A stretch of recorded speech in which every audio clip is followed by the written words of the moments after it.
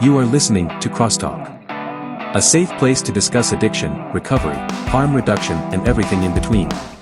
Support for this podcast comes from the Kentucky Opioid Response Effort and Advocates of Recovery.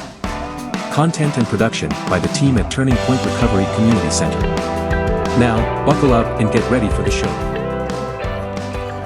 Welcome everyone to CrossTalk Recovery, the recovery podcast that supports all forms of recovery. I'm Matt Lewis, and I'm here with Amanda Wiersma, Nathan Brockett, and Brian Wathen. Welcome you all. Today we wanted to discuss rebuilding your life in recovery, and something that we all know a lot about. All of us have a couple 24 hours under our belt and have been bringing our life back to, we all probably had nothing when we got here. I know I did. Right. We'd thrown it all away, and it's just like once you start getting those little things back, you start getting your kids back in your life. You get your license back. You get a decent job. Those things start coming. You get your own place. Then it's like, what am I going to do next? And I know for you all, it's been school. So I have 90 college credit hours and no degree, but that was back in the madness, and I hate math. So that's what's kept me back. Yeah, I'm not a fan. So I just wanted to have you guys on to kind of talk about where you guys are at and how you guys have done it and what your goals are. Yeah. So, well, first off, I want to say thank you for taking time out of your day to help us with this. Absolutely. Of course, couldn't do it without you. So when I think about rebuilding and recovery, I remember first starting out how daunting of a task I thought that would be. They always say it's easier to lose stuff than it is to get it back. So, you get in that beginning stages of you starting to feel who you are again. So you're recovering yourself, but then comes the, oh my gosh, here's life. Here's all this stuff, this gigantic list of boxes that I feel like I have to check to get myself to a normal standard in society. So as far as driver's licenses, what am I going to do about where I'm going to live? What am I going to do for work? What am I going to do about meeting back up with my family? And I think the idea of why I thought that this would be a good topic for all of us to talk about is because it's all something we've been through, but we're still currently going through it. Absolutely. And I think that this can provide hope for the listeners or even us to talk about how although it may seem such a big gray cloud, especially in the beginning, it's really not that bad. No, it's not. So, Well, rebuilding and recovery for me has definitely looked a lot like, very similar to yours, checking boxes. When I was in treatment, we had to set goals. You had to set your 1 year goal, your 5 year goals, and then your 10-year goals. And a lot of my goals have been met. They were things that I never thought that I would really reach. But, right. In MRT, you have your teacher that makes you set these goals. And school was one of my goals. And I never thought I'd be sitting here with classmates, fellows, people that are in recovery like myself, all trying to reach a common goal, and that's to get a better education so that we can help people like ourselves. Yeah. It's just amazing to me that I'm able to sit here and talk about getting an education. I never thought that I would be sitting here doing this. So this is something that is it's an amazing part of my recovery that I'm just ecstatic to be sitting here talking about with you guys. Right. I know it.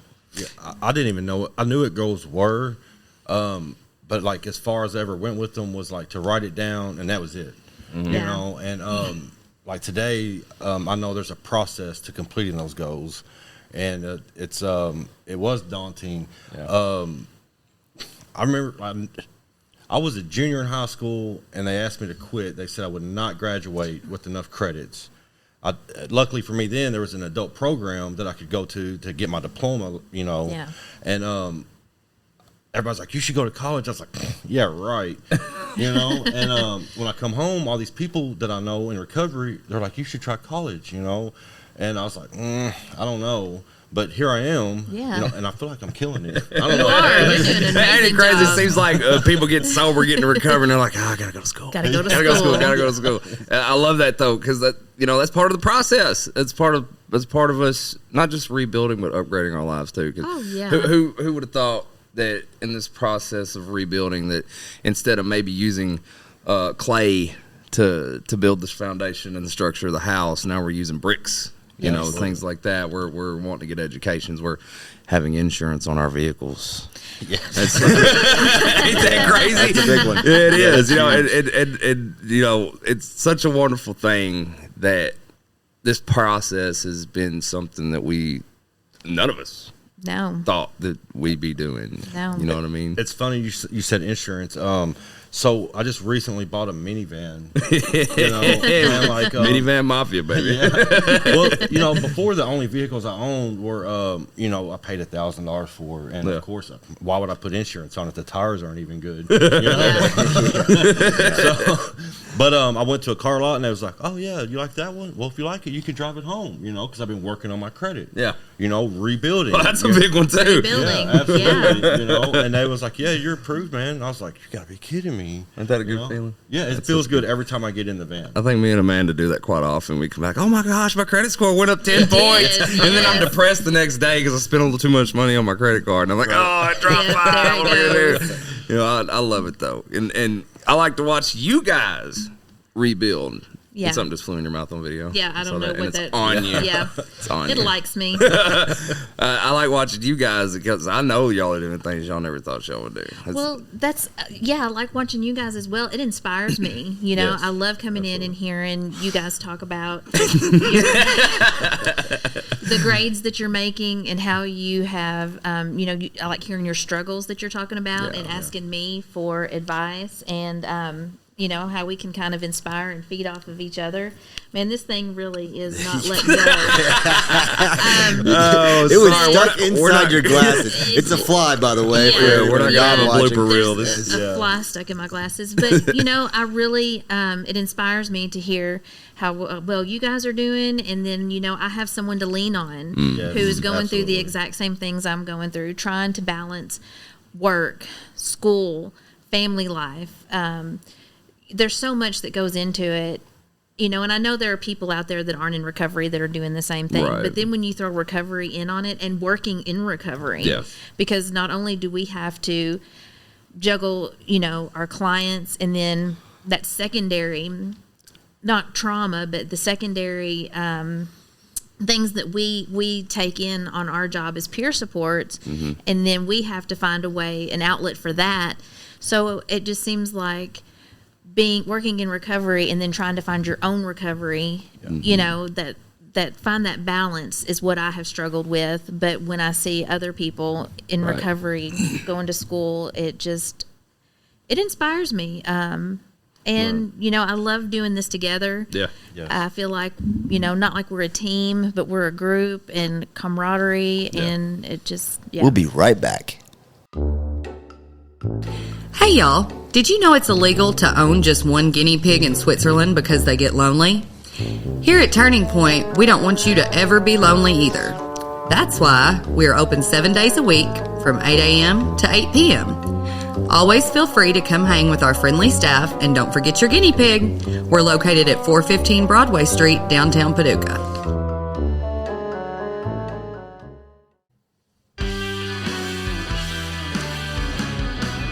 One thing I have always wondered is who put the alphabet in alphabetical order. At Turning Point, our goal is to help you put your life back in order. If you struggle or have struggled with substance use disorder and are in need of help, come see us at 415 Broadway Street, Paducah, Kentucky, or call 270-444-3621 and sign up for peer support services with one of our friendly staff who have lived experience with addiction. Hope to see you soon. I think that's a big deal because I'm terrified whenever, like in the beginning of the semester, Yeah. I'm freaked out. I'm like, I don't know what's going on. I probably called him for a week straight, okay, like 6 buddy. times a day. Like I don't know what to do. Can you, what am I looking at? can't connect to Wi-Fi. Yeah. What's wrong? So having people to lean on is a big deal. And before, I never would have asked for help. You know, Right. like I was like, I can figure it out.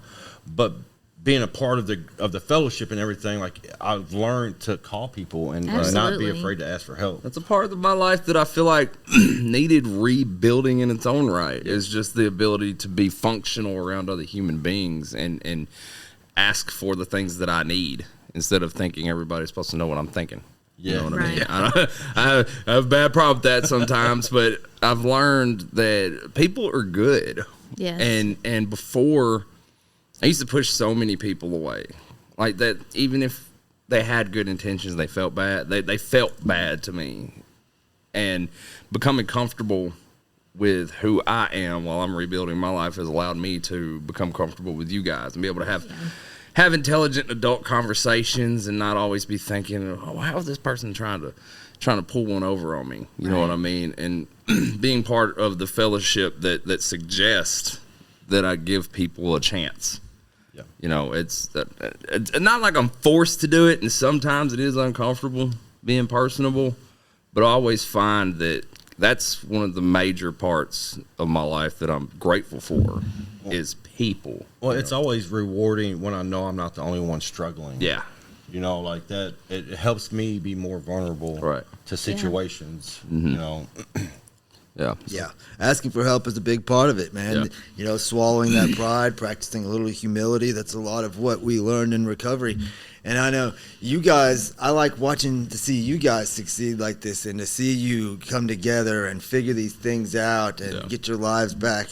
It's very inspirational to me, you know, even though I don't want to do that. But, you know, I love seeing it, man. And I think that, you know how, Amanda, you were talking about all these things that adding recovery into everything that you're trying to do and building your life back. And I think that that's like, we don't have the option to like, oh, I had a stressful day, I'm going to go have a beer or I'm going to go use these drugs or whatever it is. The way we used to deal with situations that in our life that cause us stress or even happy situations, we don't deal with them that way. So we have to figure out other ways to do it, and that's relying on each other and staying focused. I know for me, setting goals was something that I struggled with early on, and I still struggle with in recovery because every goal I tried to set for myself when I was using always failed, but that was because of the choices I was making. That was because of the things I was doing,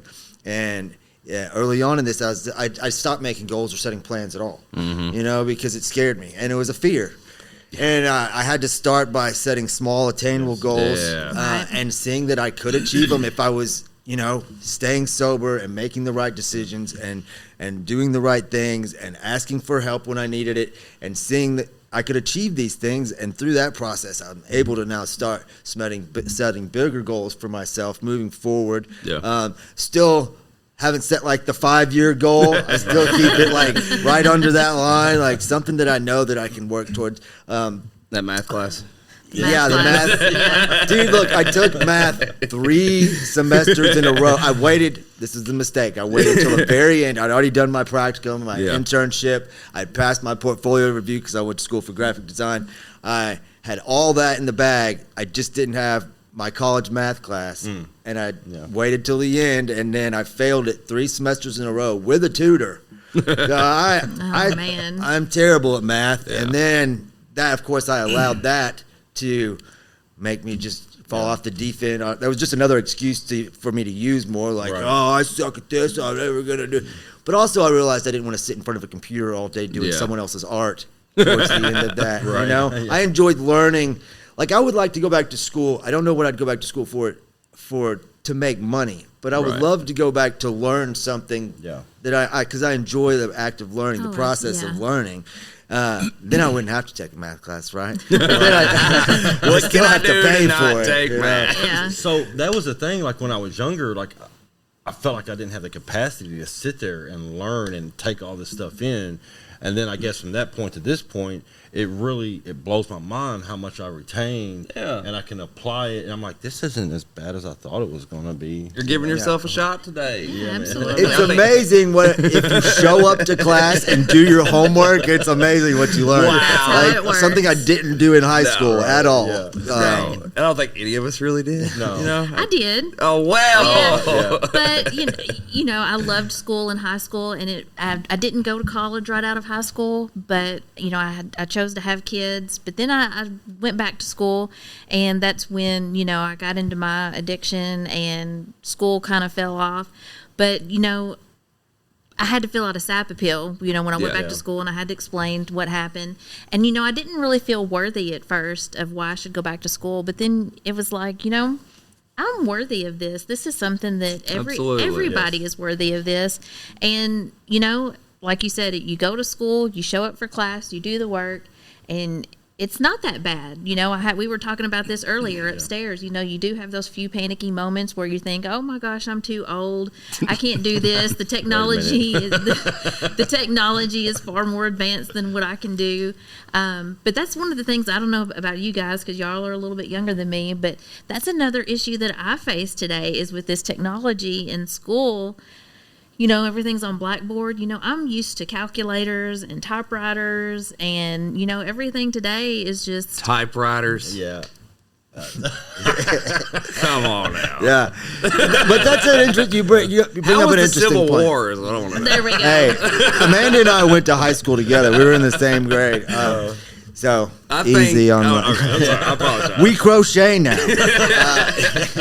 I think you brought up something that I don't think's been said yet about rebuilding relationships with your children. Yes. I think I'm out of the gamut on this one because I'm just now building a relationship with my new boy. So I'd like to know, the struggles and of doing that, and well, just the struggles in general, I guess. Like, I have several children, 6 to be exact, and it's not as difficult as I made it out to be in my head, right? But I also come into it realizing that that I did what I did in the moment, and I don't have to make those same mistakes, Right. And like right now, when I come home from treatment, I have a set of twins, and I was not allowed to see them. I'd call, they'd be busy, they're at school, they're asleep, call back tomorrow, and it was always some kind of excuse. Excuse me. And that's well-deserved on my end, Right. because I've clearly shown why I was not capable of being a participant parent in their life. Right. But I continue to do the work. I continue to do the next right thing and improve myself. I read in a book, it says clean time speaks for itself. Mm-hmm. And so I had to take that into consideration. And now, like right now, all of my kids are at home except for my 17-year-old. And he lives with his mom. Right. But he comes over once or twice a week. We eat dinner every weekend. I've had my girls for 3 weeks out of this summer, That's and cool. I wasn't even allowed to talk to them when I come home. So that's a huge difference. Yeah. And when they first started coming around, they was like, "Oh, Dad, there's Dad. What do I do?" And now they pick on me. They make fun of my old age. That's awesome. They slap me on the head. But at the end of the night, they want to cuddle and tell me how much they love cool, me. man. And then I'm like, "It's time for y'all to go back home." They're like, "We don't want to go home." Aw. But whatever. Like I love those success stories. I do too. It's awesome. That's what it's all about It's right good. there. We'll be right back. Did you know that recovery from substance use disorder and mental health go hand in hand? That is why the caring and compassionate mental health professionals at Four Rivers Behavioral Health in Paducah are here to help you find your balance. They are proud of you for making the changes necessary to live a healthier life and would love to see you reach your full potential. Give them a call at 270-442-7121 or stop by the downtown location at 425 Broadway in Paducah, Kentucky.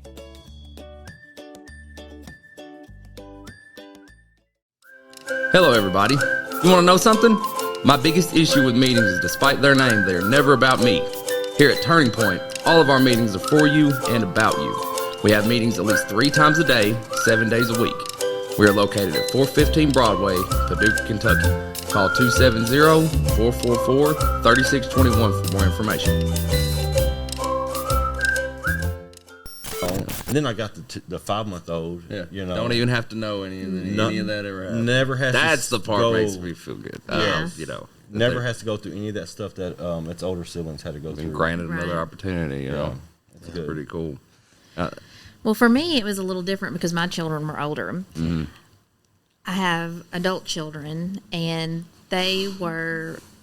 Well, I had some that were a little bit older, and so it was kind of a similar situation. I was allowed to talk to them, Right. but one moved in with me immediately, and she had a child. This fly. Sorry. I'm telling you. Oh. I had an adult child that moved in with me, and she had a baby, so I was a grandma. Yeah. And that situation worked itself out well. She was totally 100% gung-ho mom coming out of treatment. The situation with me is my oldest child. I still have an adult son that just is stubborn. He's set in his ways. He remembers what life was like with mom before addiction. Right. So he is just a little going to take some more time to forgive Right. mom. I don't know exactly what it's going to take, but I know that I'm giving him his space, letting him work things out the way he needs to, and he will come to me whenever he's ready to work that relationship out. But with my 3 girls, you know, I had to go through that phase of supervised visitation to Yeah. prove that, you know, things had changed. I wasn't the person that they remembered, that I was responsible. You know, just do all the things that you have to do to prove that, you know, that you are not the person that you used to be. So that's just kind of what it was like. And now I have my 3 girls and my 2 grandbabies in my life, and it's amazing. I would love for my son to be there when we have family dinners and when we go on vacations, stuff like that. But you know, he'll come around when it's time. Yeah. But you know, I would give it overall a success story. Yeah, that's awesome. That's awesome. Yeah. Yeah. And you know all that, you know, the common theme that I'm hearing, which goes for recovery in general, is it takes work. It Absolutely. does take work. I think the only thing that I may in this whole process that I've ever done overnight is stop using. Yeah. Yes. That's about the only thing that I've done overnight. Everything else has literally had to be earned. I've had to earn my place in my employment. I've had to earn my way into school. Yeah, I've absolutely. had to prove that I can do this. Yes. You know, I've been granted so many things in my life that I just squandered. Took for granted. Yeah, threw away. Yeah, You know, they say gave it away. Whatever you want Yeah. to call it, just messed it all the way up. And now that I have the willingness to just do what I need to do instead of turn around and run away, because I believe in that small attainable goal thing. Yes. Oh, I do That's too. Absolutely. powerful for me I set because myself small attainable goals every week. yeah, I mean, and we do it at work, you know, do. without even thinking about it. It's just part of what we do, because you know that's something I did learn in the military too. Was, you know, little small victories. You get up, make your bed in the morning, yeah, Absolutely. because that is a win. absolutely. You know what I mean? That like right that. there. And if you start your day with a win, the rest of it's, Right. you know what I mean? And you know, like all these things that we have going on, they give me purpose. Oh, They Yeah. give us Yeah. purpose, and it fills that void that I was trying to maintain when I was in active addiction and Right. madness. And like every day I wake up and I have something different that I have to accomplish. And like you said, the small attainable goals. When I do that, and I'm like, yes, I got it. Yeah. It gives me drive to continue doing it. And it's funny, like when I look into the future, I don't see me not completing this stuff anymore. Right. Before, I was like, there's no way this is going to happen. I know I'm not going to be able to do that. I'm going to fail miserably. And that was what would happen, because that's what my thought process was. But now when I look into the future, I'm like, there's no way I can succeed. Right. You know, I just have to get up and put in the work. Right. You know, so it's good. I like it. Where you put that, man? The power of positive thinking is amazing. Yeah. Oh, yeah. Staying grateful. You know, it was like the first thing once I learned to love myself and got sober and knew that I wanted to do this was to find that sense of peace. Yeah. And then once I had that peace, I was able to find my purpose, a reason to get up and live and give back and help and feel good about it. And those two things combined, man, peace and purpose, it's an amazing feeling. I feel like you can accomplish anything when you have that in your life, and you know how to maintain it. And you know how to deal with whatever life's going to throw at you. Anything's possible. Yeah, you know? absolutely. Yes, And I agree. haven't really just now. There's been times where I've been like, oh, I gotta get this done, but this whole process of like recovery and what's coming along with it, like as we're living right now, I don't feel like there's any point in my life I've been like, oh, I got to rush and hurry up and do this, and hurry. You know what I mean? Because I think that I've been able to appreciate the way that my life's built up today. It's Absolutely. quality, substance, peace. It's taken time. You know, they said nothing. And was anything worth? I don't even know what Anything worth having is worth waiting for. Yeah, you know what I mean. I like that. And I'm completely okay with that today, because that's how it's been so far. You know, if I just do what I'm supposed to do my part like they told me, Right. and maybe not use in between those times, Right. I might have a shot. You know what I mean? And it's been so much easier for me to maintain. Like, Yes. I'm not just maintain. Maintain is the wrong word. To succeed in the way I Yes. feel. Yes. Because I don't believe that you just hit some pinnacle of success and you're like, oh, I'm done. I have arrived. Yeah, here I am. Don't have to do nothing. I'm perfect. Yeah. Progressively improving, constantly doing what I need to do. And I gain experience throughout the way. Through this path of restructuring and rebuilding my life. Mm-hmm. There's a person out there that's like, oh my gosh, how is that possible? Yeah. If he can do it, I can do it. Absolutely. And how many people do we interact with every day? Oh. Us. Countless. And, Yeah. Countless. and there's another 4 besides us out there doing it. Right. So there's, you know what I mean? I love it. That's what gave me hope. We're beacons of light. There you We are go. beacons of Yeah. light. Light shines, It's the example that we're trying to set for other people, man, and Yeah. that we saw the other people set the examples for us. You know, we Exactly. saw that it was possible because we saw people getting their lives back, building their lives back, succeeding, graduating from school. We know several people that have Yeah. graduated, gone on, get their bachelors, things like Oh, that. many. And so we know that it's possible, and that gives you the inspiration, and now you can inspire others. You know, Yeah. it's the process. It's the ladder. You know, Yeah. someone's pulling you up, you're pulling someone else up, and I like that. I the love ladder. it. Yeah, that's Ladder. great. Awesome. Well, Amanda, you going to be okay with the fly? Yeah. My friend that I've made, I guess. What, are you going to name him? I feel like I wanted to thank him at the end of this for his He's gone assistant. now that it's over. Yeah, it was the fly on the wall. Yeah. I hope this one makes it to the YouTube channel. Yeah. Yes, I really do. That was a good part of that it. was fun. Yeah. Yeah. Well, good. Hey, man, I really appreciate you Yeah, taking time out of your yes. day. Oh, I no, know not at today's all, your day guys. off. Pleasure. Thank you, Proud Matt. of you guys. So, check us out on YouTube or listen to our audio versions on Apple, Google, Spotify, or Podbean. And as always, stay grateful. If you or someone you know is struggling with addiction or in recovery and needs guidance, speak with Turning Point's team of peer support specialists by calling 270-444-3621. You are not alone, and we are proof that recovery is possible.